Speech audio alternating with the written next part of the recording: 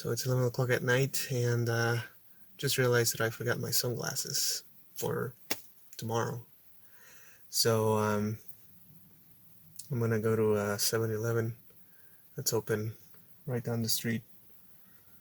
See if I can find some. Forgot my wallet. You see the sunglasses? Our generation didn't, right? That's for their generation. You're gonna listen to it. Hey, Artie, I don't know if... Sunglasses crisis averted. Of course, I could always wear these, but these are my prescription sunglasses, and they're also kind of flimsy. So if I were to drop these, I think I would be in trouble. So 7-Eleven sunglasses it is.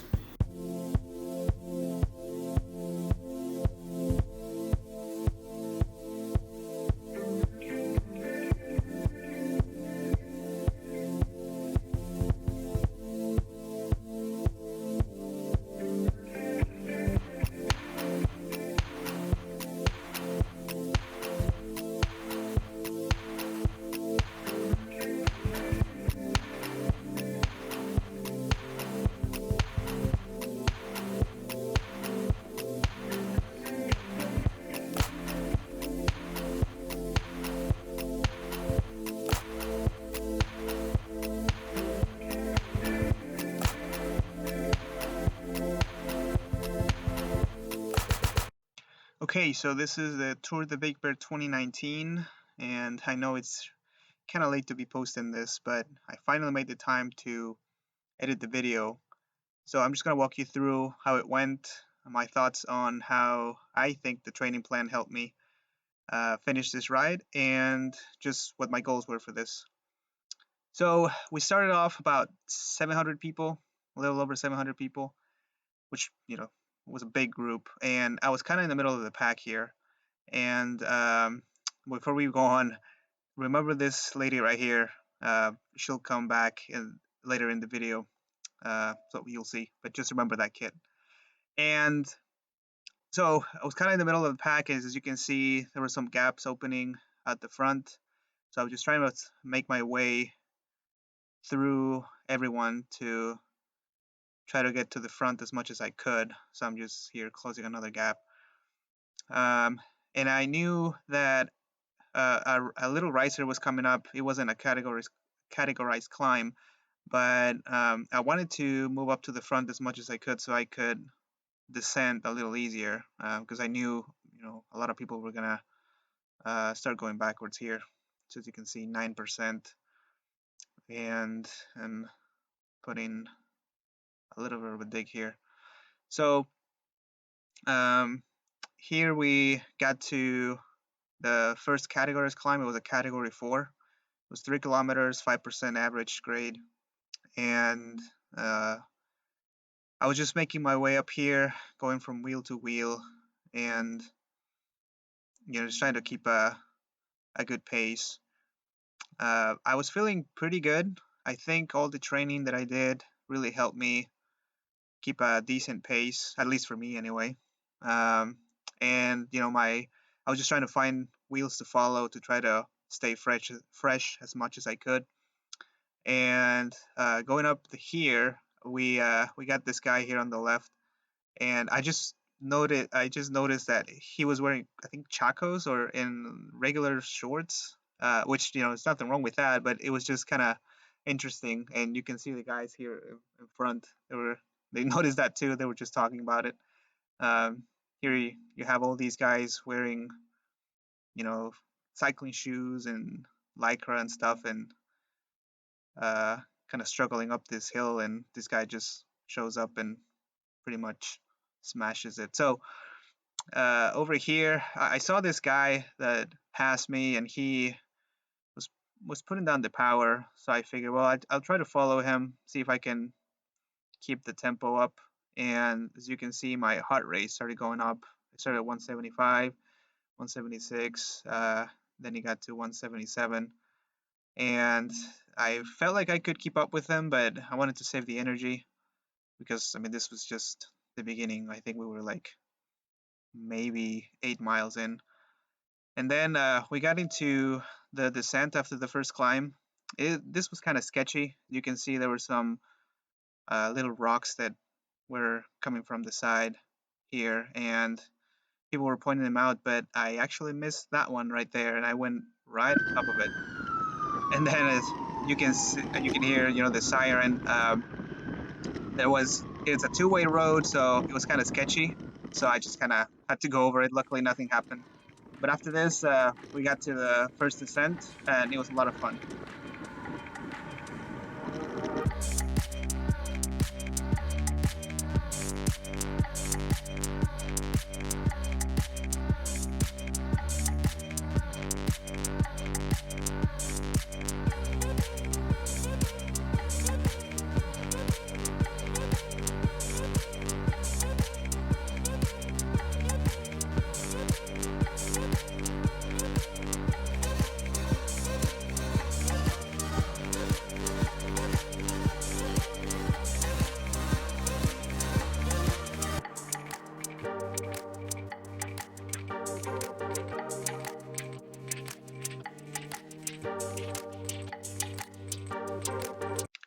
So after that descent, we got to the first aid station. I didn't show it up here, but that's what we were slowing down there at the end. And so after that, then came the second categorized climb, which was a category 4, which is basically the descent that we just did, we just climbed it back up. This one was shorter, just 2 kilometers, same average, grading 5%. And this was, uneventful, really. I just was trying to keep the same pace. And as you can see, there were considerably less people here. I think a lot of people just were hanging out at the aid station. I didn't stay there very long. And one thing that the organizers did was they had these Strava segments where you would go and they were have it on the side of the road, just pointed. The Strava segment starts here, and then you would they would time you, and depending on your speed or how fast you finished it, you would actually get a prize. I think you would get $50, maybe $25. I can't remember for first place, and I think they had for second and third as well. So I tried it out here, but I knew I wasn't gonna get it. But it was just kind of fun to see um, how fast you could go during that descent and some rolling hills there. And after that, we got back to um the lake, Big Bear Lake, and then we got to the second aid station. And I decided to stop here because uh, I wanted to um, I wanted to get some food. I wanted to get a banana and refuel. I mean, get some more water and stuff. And I'm glad I did because after that, I ran into these guys and they were keeping a pretty good pace. You can see, it's 41 kilometers an hour, which is about 23 miles an hour, something like that. And um, we I followed their wheel for a long time, and I thought that they were taking turns to pull, but no one was moving. So these two guys at the front, you can see they have the same kit. I assume they were in the same team, and they were just riding together here. So I just kind of followed them, and to be honest, if I took a pull, I think I would have slowed everyone down. We got here to this four-way stop, and you can see cars were getting backed up and bikes were getting backed up, and I was just weaving my way through, and my goal was to not lose their wheel. So you can see they're kind of going up the front, and I'm trying just to make my way up, and I was like, okay, uh, my goal for this ride was to finish it in 4 hours, and I knew that for me that was a stretch, and the only way I was going to be able to do that was to ride with other people and follow wheels and try to conserve energy. And I knew that these guys were my best chance to at least come close to my goal. So you can see here that I was trying to get back to them, and luckily they slowed down and this little downhill here. So like I said, the two guys at the front were making all the work, and um, to be honest, I felt kind of silly just coming up and asking, "Hey, do you want me to take a turn?" Um, and then them realizing that I was just gonna slow them down. So I would just stay, you know, at the back and kind of hung out there. And like I said, I kept up with them for a long time, and I think I hadn't done at this point in time. This was in October 2019. I hadn't done a lot of group rides, mainly because honestly I couldn't keep up with some of the guys that I ride with. But I think after all the training I did, which it wasn't like massive or anything, but I think it really uh, improved my fitness, and I was able to keep up with them, and it also gave me more confidence, staying on someone's wheel, and I think I can improve on that, but it was way better than what I've done in the past. So over here we're close to the big climb, which was a category 2, and I conserve a lot of energy. We went pretty fast around the lake. Here this guy was trying to slot in, I think, and I kind of closed the door there, which was my fault because I didn't really close that gap. But so I stayed with them, and I tried to stay as fresh as I could.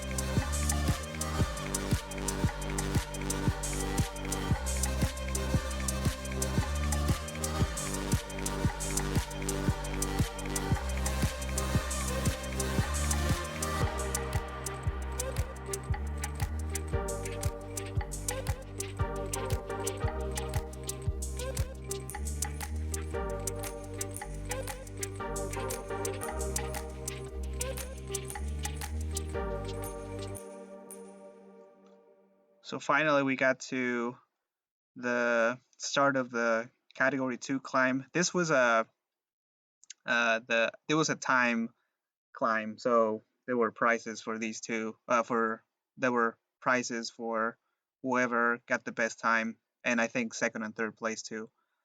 And it might have been, I want to say, like $500. So it was a pretty good prize. And then you would get like 300 and 100 for second and third, I think, and then other prizes like youngest rider, or best young rider was gonna get a jersey and things like that. So I mean, I wanted to do well. I knew I wasn't gonna get any of the prizes or anything, but um, I kept up with these guys for a good amount of miles, so I just followed their lead here. I actually took a pull for like a minute, um, and then one of the other guys came up the front. Um, I think they realized, yeah, this guy is not going to help us. So I just went off the back again and stay there. And as you can see, one of the guys that had the hammer kit went off the front, and just he was never to be seen again. And I at this point I was struggling to keep up with them.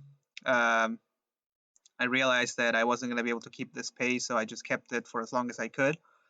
But then the inevitable happened, and as you can see, they were pulling away, and I was like, no. And yeah, I never saw them again. At this point, I was like, come back, come back. But of course, they never did. So I just, kept my own pace, and, try to, set myself small goals here. So I would see a group in front of me, and I'll be like, okay, I'm gonna make it up to them, or a lone rider, make it up to them, and um, So when I got to this group right here, you'll see here coming up on the left. So remember that lady that I was telling you about? She just came flying here on the left side, and I mean I was doing 14 kilometers an hour here, and which is not very fast, but it was 6%. And she was just, I don't know what she was doing, maybe I don't know 20 or something, and she just went up, and I never saw her again either. Uh, but good for her. That was a good effort.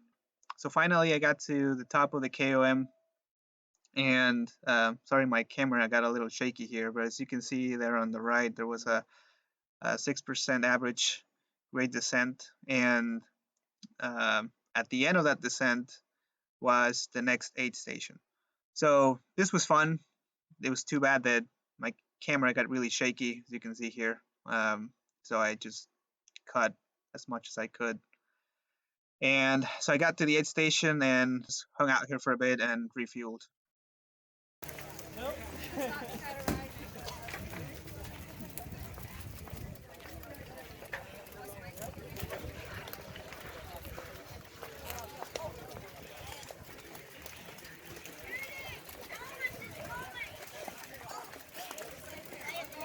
Hanging out at the top of the KOM, having some pickle ice. It's not very tasty, but apparently it's good for you. Felt like my right calf was cramping up a little bit, so thought I'd give it a try.